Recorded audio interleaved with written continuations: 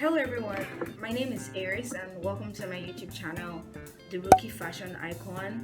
So this is like my first video and I kind of just decided to make it something a little introductory because what I do personally, my brand is my name, Eris, and I work with leather and fabric to make like pieces, fashion pieces. But for now, what I'm doing is just female footwear, that is slippers and sandals. And yeah, it's pretty much something like this. This is a basic Ankara flip flop for ladies. It's a size 38. So I decided to just choose 10 African fabrics, and I'm going to just give like a very brief and quick history about it, and I'm just going to narrow it down to be as simple as possible so this video is not really long and it doesn't get tiring or boring again.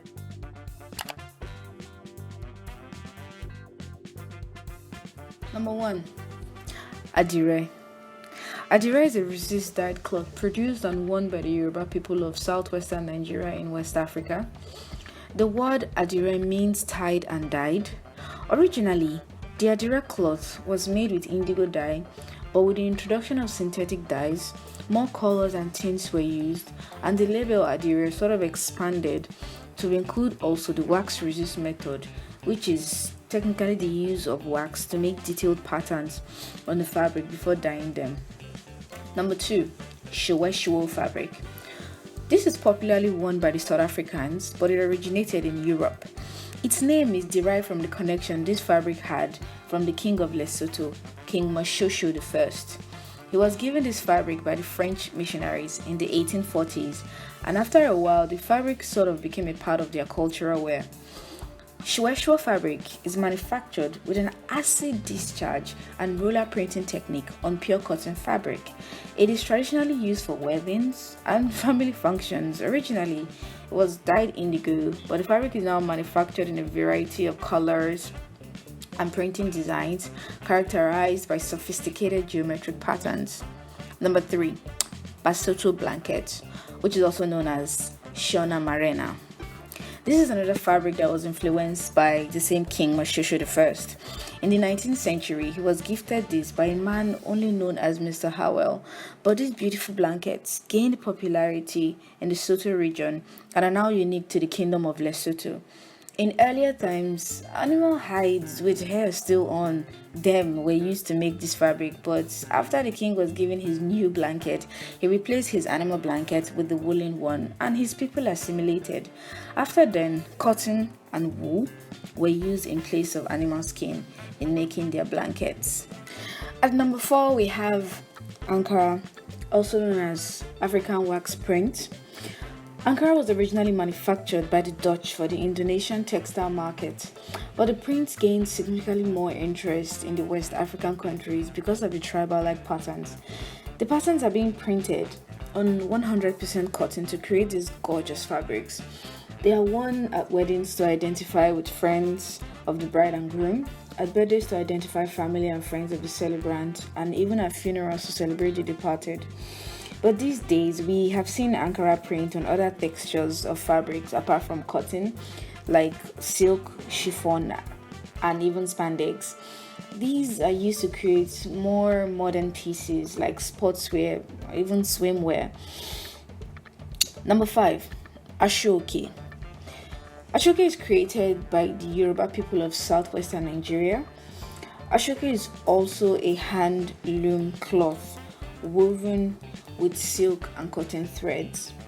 Aso Oke is usually used by the Yoruba people for making the women's wrapper known as Iro, the men's gown known as Agbada, and men's hats known as Fila. These lovely pieces are also worn for ceremonies. Number 6, Kente. Kente fabric originated from the Ashanti people of Ghana. In earlier times, to create this fabric, threads are dyed using shaved tree bark and ground seeds that are pounded together to make dyes. The dyed threads are woven to form bands, which are further joined to make larger pieces that are sewn into clothes. Kente was originally manufactured in yellow and green, but now we see this fabric in different colors and designs without losing the Kente pattern. Number 7, we have Dashiki print, also known as Angelina print. From West Africa, the signature Dashiki pattern is printed on 100% on waxed cotton ground. This fabric is exceptionally breathable and perfect for warm summer months. Number 8, we have Bogolan or mud cloth. From Mali, this fabric is made by a special technique of dyeing using fermented mud. But firstly, the fabric is made by the men who weave threads into narrow strips and then join these strips to form larger pieces about a meter wide before sending them to the dye pits for beautification. In Malian culture, the hunters wear these mud cloths for camouflage, while the women wear it after birth because it's believed to have healing and protective powers. At number 9, we have the bark cloth. The bark cloth is a versatile material that was once common in Asia, Africa, and the Pacific, but it has been manufactured in Uganda for centuries. The fabric is made from trees of the Moraceae family, including the paper mulberry, breadfruit, and natal fig tree. Bark cloth is made by beating wet strips of the fibrous inner of these trees into sheets, which are then finished into a variety of items. Today, what is known as the bark cloth fabrics are made of densely woven cotton fibers, which are soft, thick, and slightly textured to resemble the rough surface of the bark of a tree. Some recent cotton-based fabrics are also named bark cloth for their resemblance to these traditional fabrics.